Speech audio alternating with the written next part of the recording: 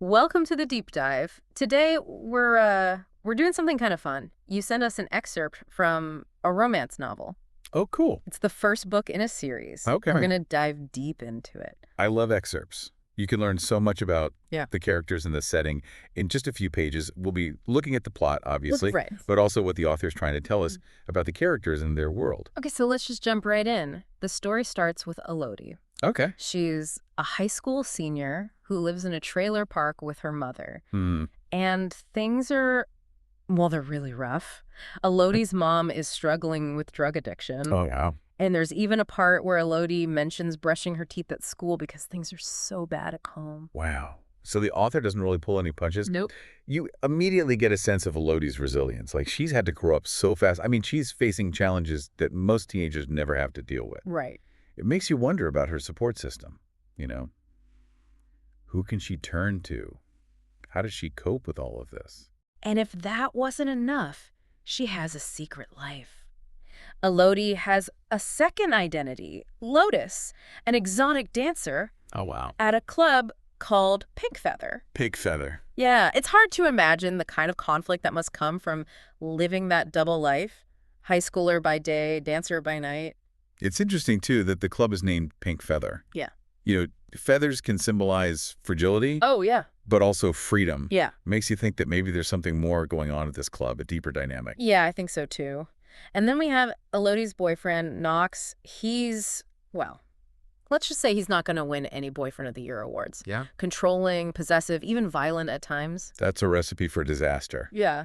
Knox really embodies those classic signs of toxic masculinity. Uh-huh. And the fact that Elodie is both financially and emotionally dependent on him just makes the situation that much more dangerous. Right. She's in such a vulnerable position, and it's clear the author wants to show us that. Yeah. And then we meet Asher, a former Marine, now a tattoo artist. He's clearly dealing with some trauma from his past. We even see glimpses into his nightmares. It's a reminder that those scars don't always show. Yeah. It's fascinating, though. Asher's character really highlights those challenges of reintegrating into civilian life Yeah. after experiencing war. And his profession as a tattoo artist, maybe that's symbolic too, right? Uh-huh. Like, tattoos can be a way to reclaim control over your body, over your own narrative, especially relevant for someone like Asher, who's trying to process those traumatic memories. Totally. And Elodie and Asher keep crossing paths. Okay. First at the club, then at a diner, Wow. then at the high school. It's almost as if fate keeps throwing them together. Yeah, it really builds that sense of anticipation. Are they just going to keep bumping into each other? Or is it destiny? Exactly. You can feel a powerful relationship developing between them, especially given how different their backgrounds are. Right, right. And here's where things get really interesting. Asher doesn't know Elodie's age.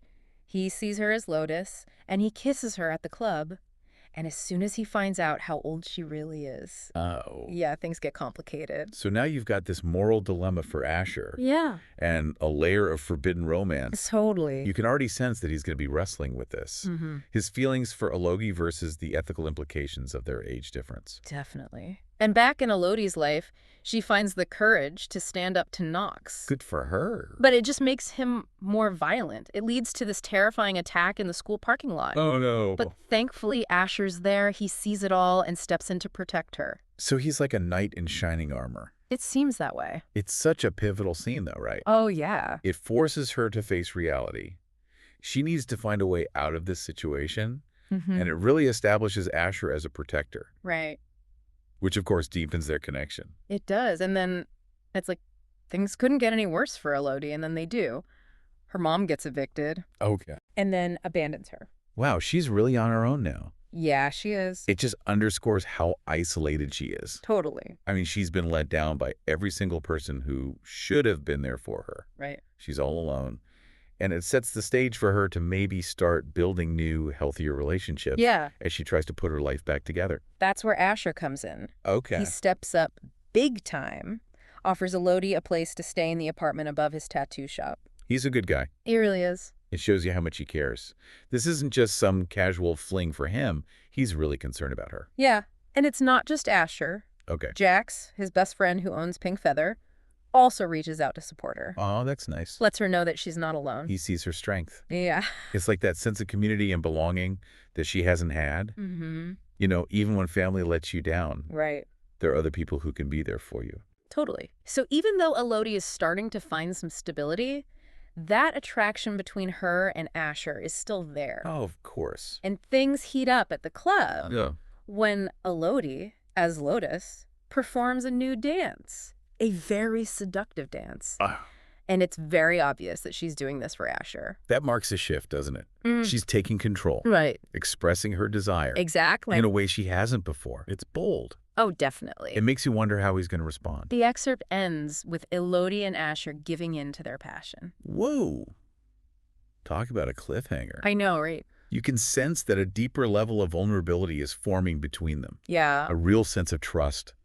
And there's this hint that their connection could actually heal them, help them both move on from their pasts. The author definitely leaves you wanting more. Totally. It really makes you want to know what happens next. I know, right? There's so much packed into those few pages. But before we get too lost in speculation, let's step back for a second. What are some of the major themes that stand out to you in this excerpt? Well, one that jumps out right away is resilience. Yeah. Both Elodie and Asher have faced some serious stuff.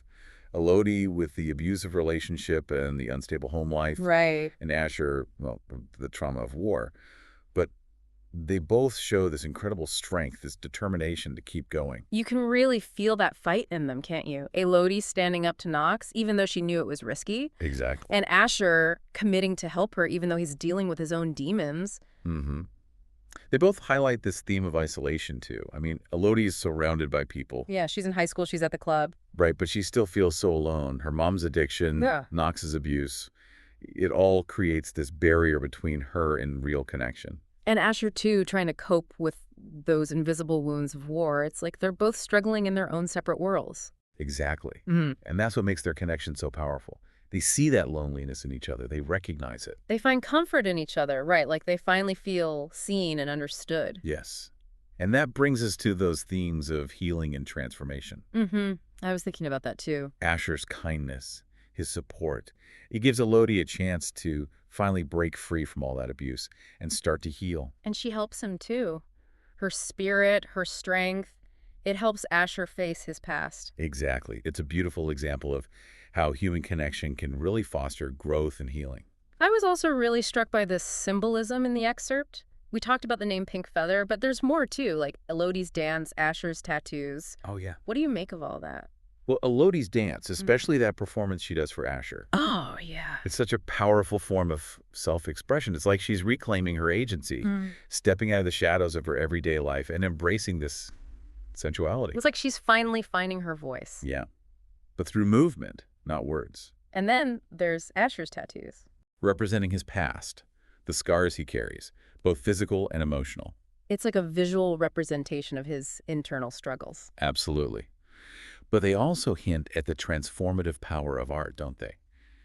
For Asher, tattooing is a way to channel his pain. To create something beautiful. Yeah.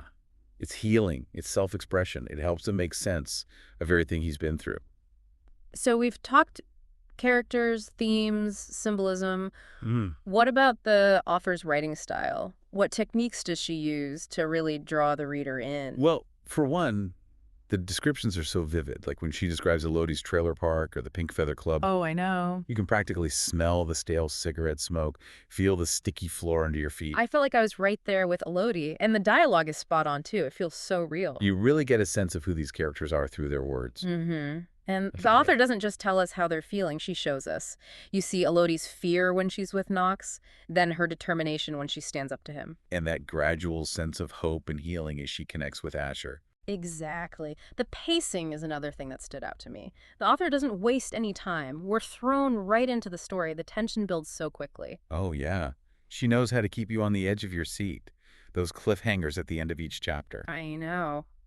So we've covered a lot of ground here, but now we want to hear from you, the listeners.